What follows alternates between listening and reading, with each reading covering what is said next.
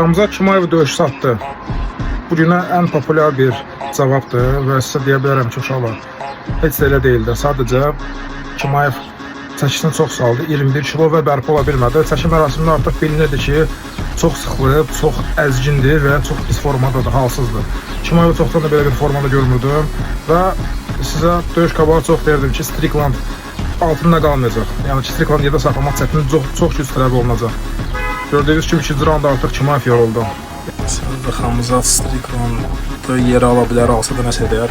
Məncə yerə alacaq, amma ki, yerdə saxlamaq çətin olacaq. Çox güc sərf edəcək. Mən əslində Xamzatın tərəfindəyəm, buna qalsın. Sadəcə, nə bilim, mənə elə gəlir ki, Strickland çətin məsələdir.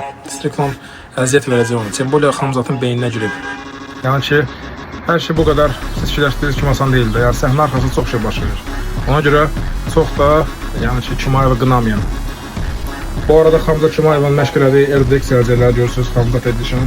Yəni satışda da orijinal Londondan birbaşa gəlib. Yəni çatdırılma pulsuzdur. Qiymət 170 manatdır. Mütləq zirəkdə yazın və sifariş edin. Zərbələriniz səhv qalacaq.